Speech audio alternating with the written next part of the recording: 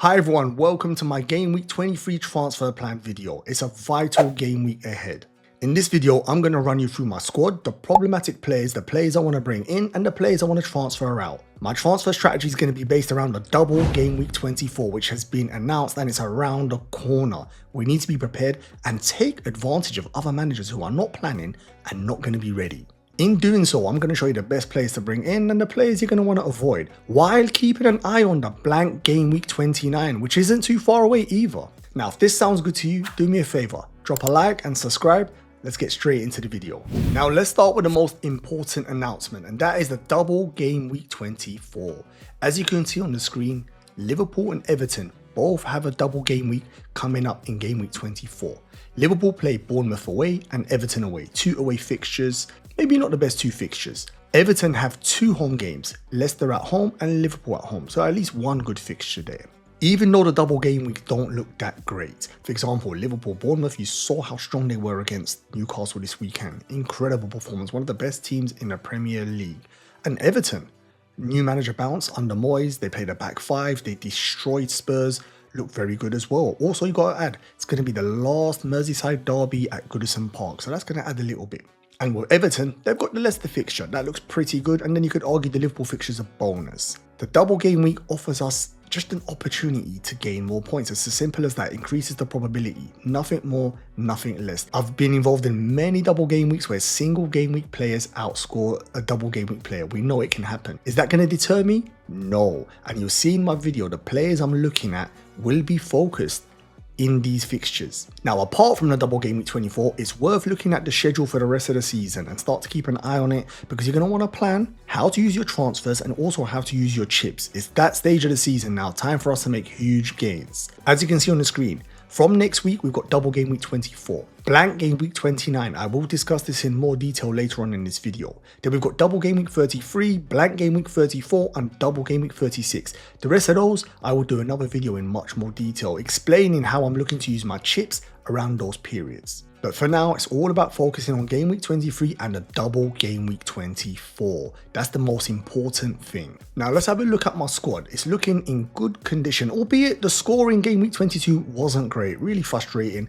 I took a gamble, Captain Palmer, it did not pay off. He blanked against Wolves. In fact, Salah blanked and still outscored him.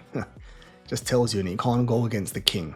But looking ahead for game week 23, the squad, like I said, no suspensions, no injuries, always a big plus. I've got 3 transfers in the bank and 0.8 as well. So in good condition, ready to attack the upcoming game weeks. So if you look on the screen, you can see I already have 3 players that double in game week 24. So that's not bad. I think quite a lot of you will have similar players, or maybe have 3, maybe 2. But I think the majority will have at least 1. You've got Salah, surely, which means you've got a start in place. Now it's time to up those numbers, and I'll show you in a minute the players I'm going to focus on from Liverpool and from Everton. Now let's start with Liverpool. Liverpool have good options. I think the majority of us, like I said a minute ago, have at least 1 or 2 Liverpool players. Some of you already tripled up. Good, you're ahead of the game. Now for me, I already have Trent and I already have Salah. I mean, Salah goes without saying. He's the #1 pick from Liverpool. He's been the best FPL asset by a distance this season. Next up for me is Trent.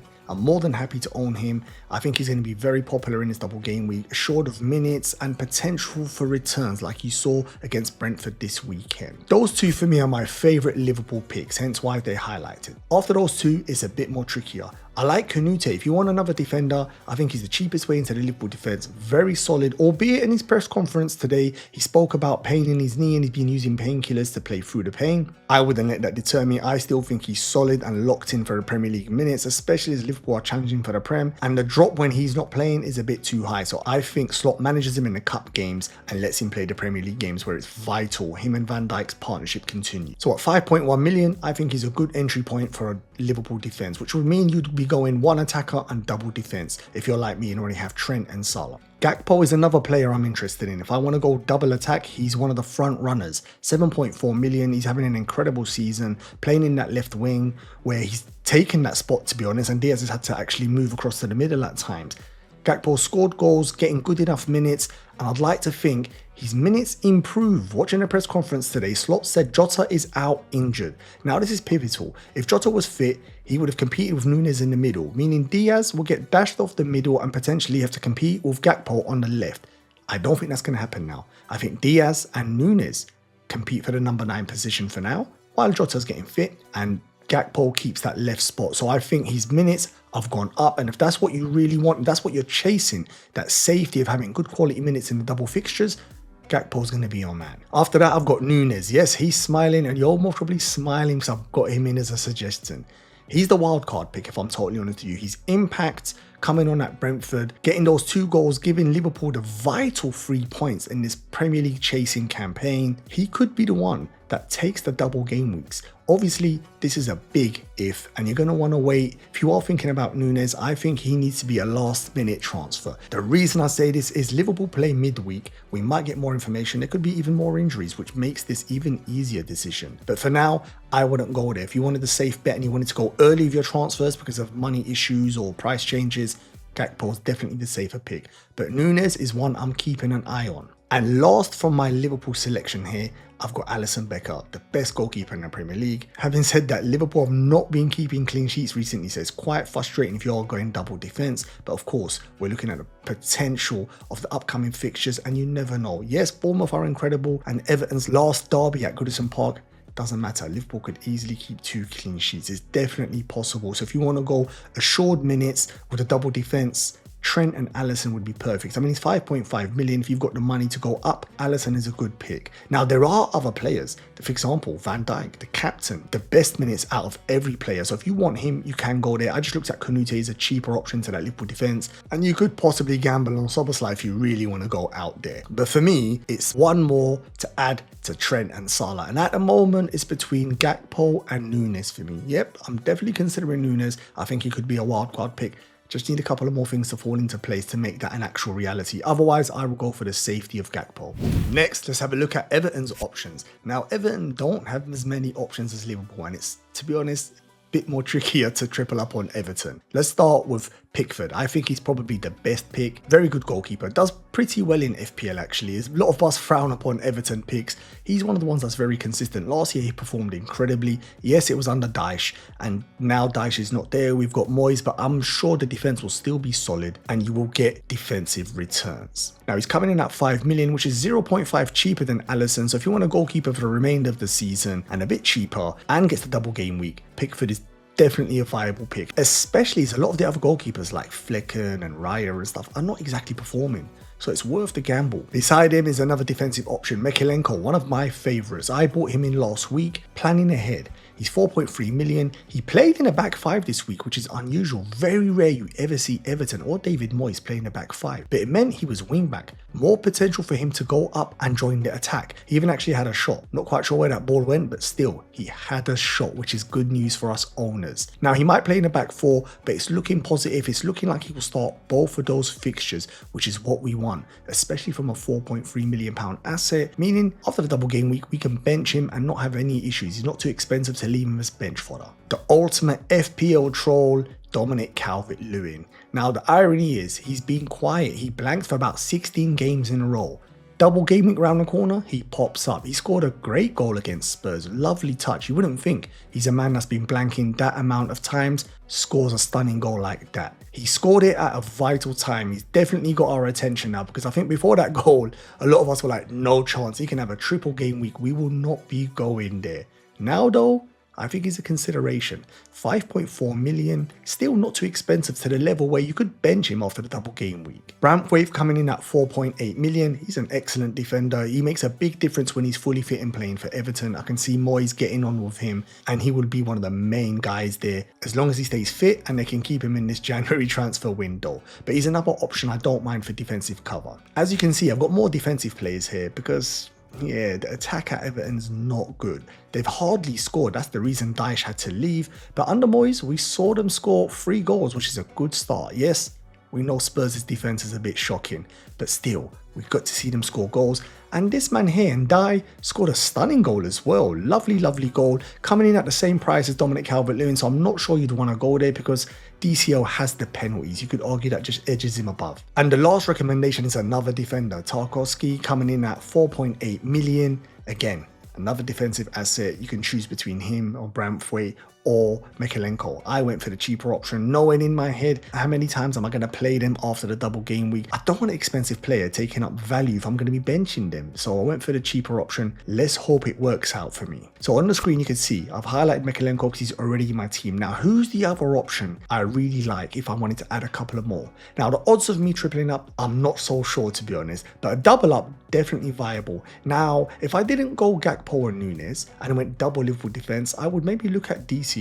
Why not? I could take the gamble there. That Leicester fixture looks prime and ready for an attacking player. But if I did go Gakpo or Nunes, which took up the attacking spot, I would possibly improve my goalkeeper. I could go for Pickford. I'm reluctant to, mainly because I've got Sales currently at the moment and he's been flying this season. But they're the options I am looking at the moment. Get in the comments and let me know the 3 best Liverpool options and the 3 best Everton options. So as you can see on the screen, this is how my squad could look for the upcoming double game week 24. It would mean I would have used 2 transfers. I'd still have 2 transfers in the bank and 0.5. Now, if you look on the screen, you will see I've highlighted the 5 doublers I would have in my team. So Pickford, you can see, has joined.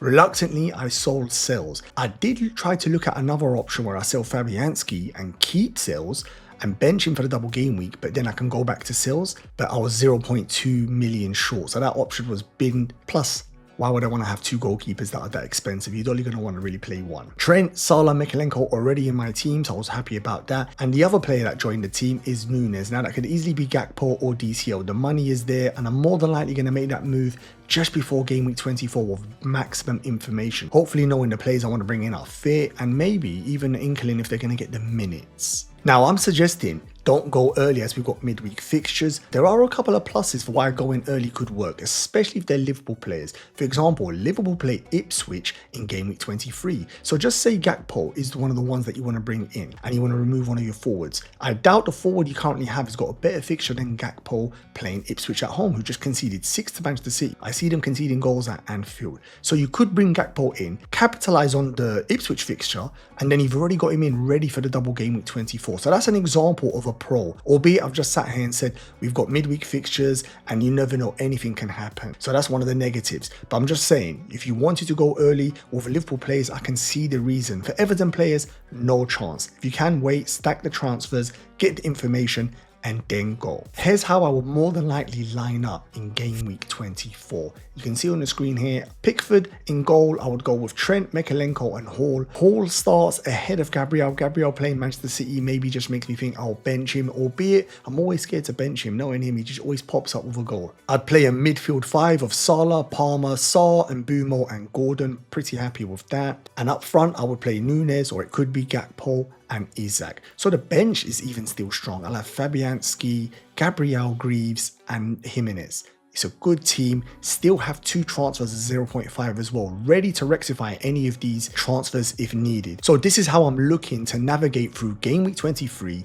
game week 24, keeping some transfers. I have been saying to you guys in previous videos, try your best to keep transfers. Now I know that's not always viable. Injuries, suspensions, and at times, guess what? There's just certain players in our squads we don't want to see no more. So I totally get it. Now, should you be taking big hits to get double game week players? Now this is the part where you're gonna have to evaluate whether you think the hit is worth it. Normally my rule is if it's for a defensive player, I'm not really sure I'm gonna take a hit for it, as clean sheets are so scarce this season. If it's for an attacking player, you could argue 2 games, and if they're gonna get the minutes, you're more than likely gonna get your points back. Even 2 appearance points, say a 2 and a 2, you've got your -4 back at minimum. It's not ideal, you want returns of course, but that's how I see it. Very rare I will take a -4 for a defender, even at a double, unless there's something like Trent where the upside is incredible. Trent can give you a 12-13 pointer, paying you back your minus plus interest. So don't be too upset if you don't have loads of transfers stacked up. I don't think everyone in your mini leagues will have that. It's quite rare. Recently I've just been fortunate with injuries and the squad, how it's turned out. Now this is the reminder to tell you we have midweek fixtures, so if you can wait,